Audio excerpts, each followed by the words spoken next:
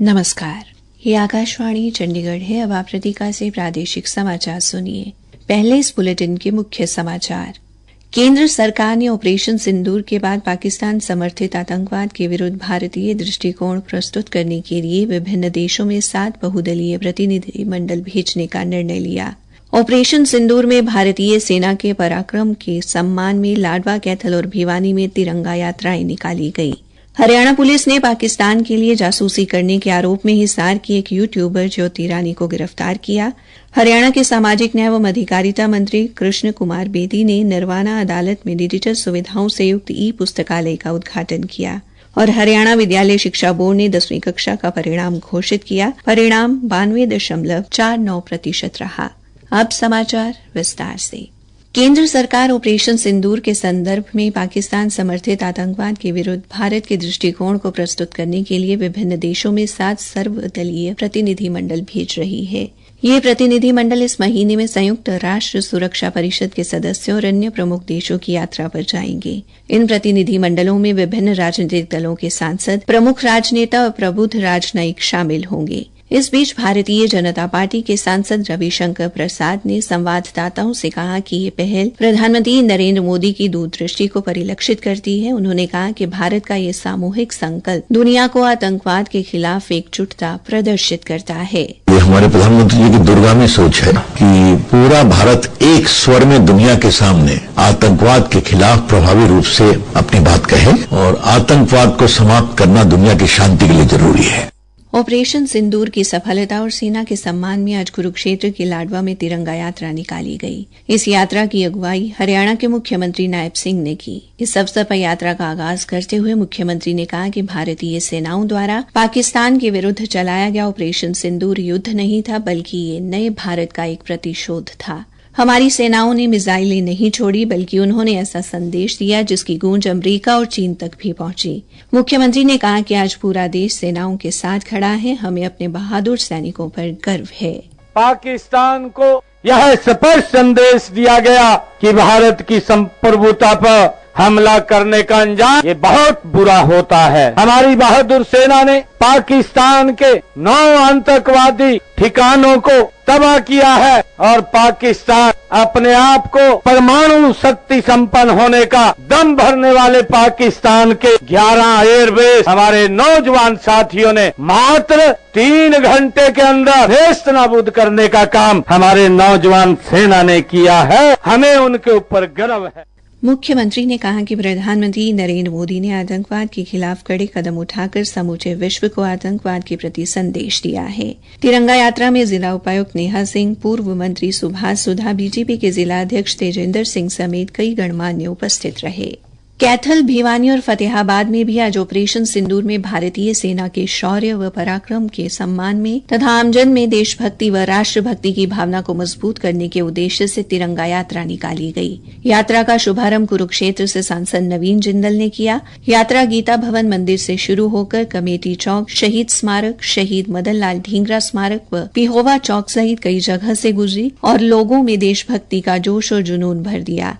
शहीद स्मारक पर वीर शहीदों को श्रद्धांजलि अर्पित की गई। इस अवसर पर लोकसभा सांसद नवीन जिंदल ने कहा, माननीय प्रधानमंत्री श्री नरेंद्र मोदी जी के और हमारे माननीय रक्षा मंत्री राजनाथ सिंह जी के कुशल नेतृत्व के अंदर ऑपरेशन सिंदूर की ऐतिहासिक सफलता के सम्मान में, हमारी भारतीय सेना के सम्मान में हम तिरंगा यात्रा निकाल रहे हैं। आप जानते हैं कि किस तरह से हमारी भारतीय सेना ने किस तरह से उन आतंकियों को, जिन आतंकियों ने हमारी बहनों का सिंदूर उजाड़ा था, उन्होंने ऑपरेशन सिंदूर के माध्यम से हमारी उन बहनों को न्याय दिलवाया है।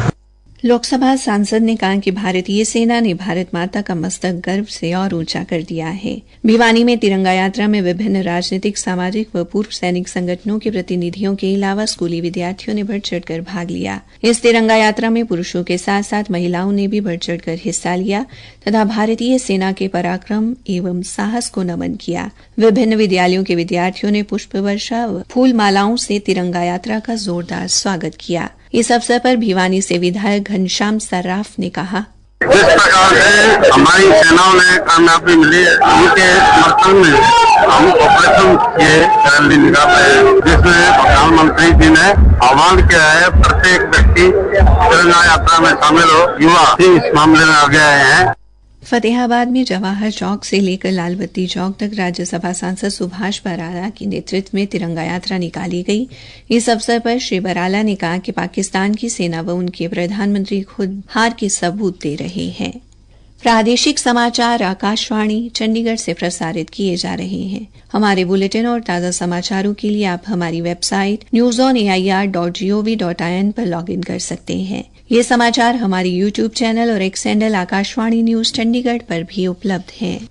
हरियाणा पुलिस ने पाकिस्तान के लिए जासूसी करने के आरोप में हिसार निवासी एक यूट्यूबर ज्योति रानी को गिरफ्तार किया है। ज्योति के खिलाफ हिसार के सिविल लाइन थाने में मामला दर्ज किया गया है। हिसार के पुलिस उपाधीक्षक कमलजीत ने बताया कि उसे अदालत में पेश कर 5 दिन के रिमांड पर लिया गया है।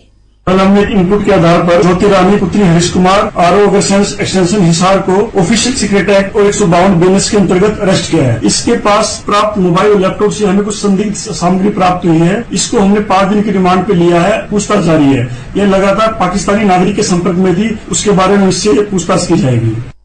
उन्होंने बताया कि ज्योति 4 बार पाकिस्तान की यात्रा कर चुकी है, जिसके कारण भारत की सुरक्षा एजेंसियों की नजर उस पर थी। ज्योति पाकिस्तान की खुफिया एजेंसियों के संपर्क में थी और सोशल मीडिया के माध्यम से खुफिया जानकारियां भेज रही थी। हरियाणा के सामाजिक न्याय एवं अधिकारिता मंत्री कृष्ण कुमार बेदी ने आज नरवाना बार एसोसिएशन भवन में डिजिटल सुविधाओं से युक्त ई पुस्तकालय का उद्घाटन किया। इस अवसर पर नरवाना बार एसोसिएशन द्वारा आयोजित कार्यक्रम में बतौर मुख्य अतिथि बोलते हुए कैबिनेट मंत्री ने कहा कि नरवाना बार एसोसिएशन के भवन को अत्याधुनिक सुविधाओं से युक्त किया जाएगा। उन्होंने कहा कि पुस्तकालय से वकील, उच्च न्यायालय और सर्वोच्च न्यायालय के फैसले और अन्य प्रमाणित दस्तावेज ऑनलाइन प्राप्त कर सकेंगे। इससे विभिन्न मामलों की तैयारी में अधिवक्ताओं को ऑनलाइन मदद मिलेगी, साथ ही न्याय प्रक्रिया में पारदर्शिता और दक्षता भी बढ़ेगी।